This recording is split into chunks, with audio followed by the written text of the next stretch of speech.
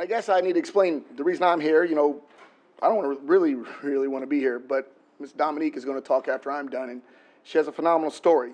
I told her that I would lead by example, which is the NCO creed. And I was the oldest of 17 kids, for those who haven't heard this story.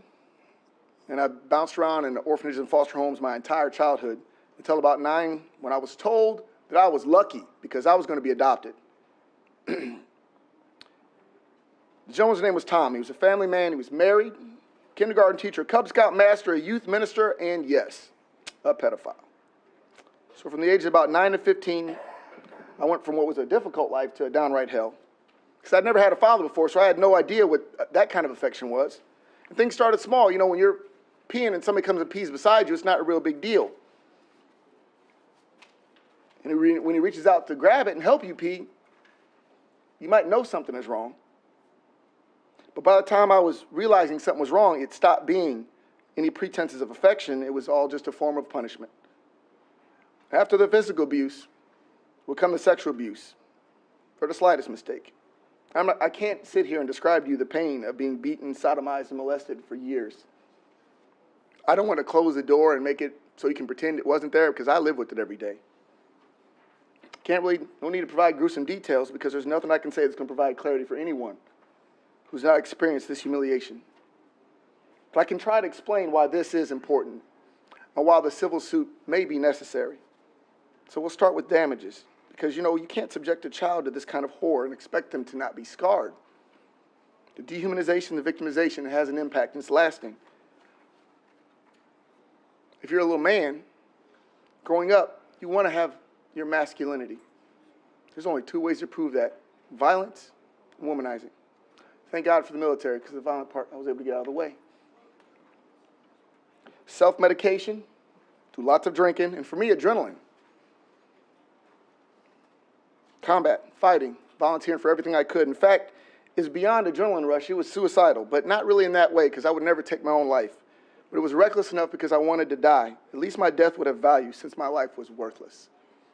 But time and time again, those bullets missed me.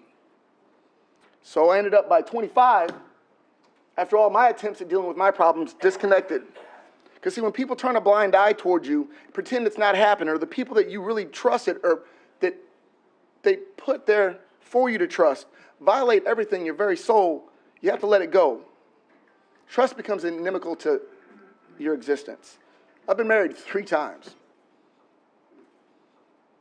Friends, it's not really a thing for me, because I create that called healthy distance. Jobs, man, I've been fired from every job I can think of.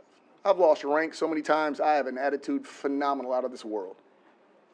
Most of all for me, sleep. I don't sleep.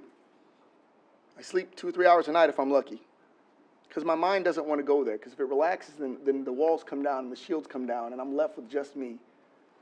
And that, I can't do that. And the temper and the anger and the violence and the incessant, right below the surface, volatility. See, these are my damages. The demons are right below the surface, and they're raiding like every day to find a breach in my armor. There's no amount of counseling or talking that's going to bring me back to normal. I know that.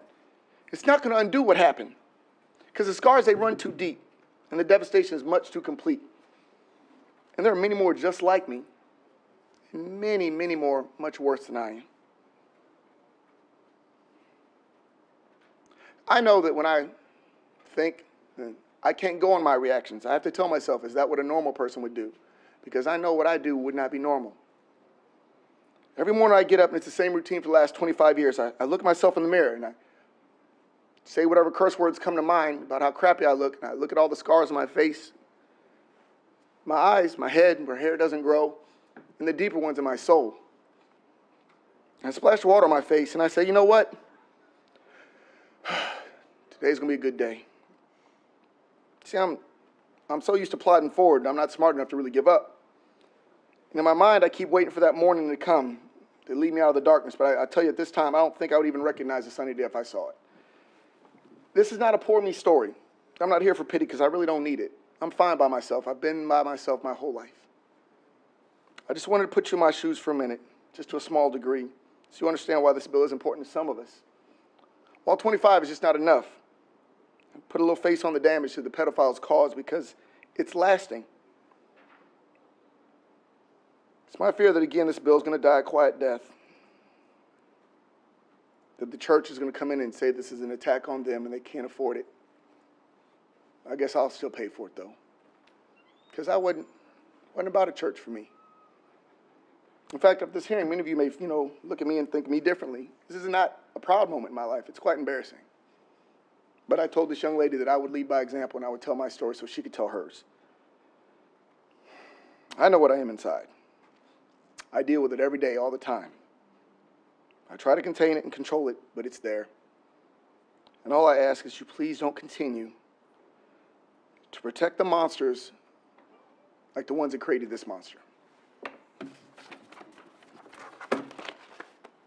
Thank you, Delegate.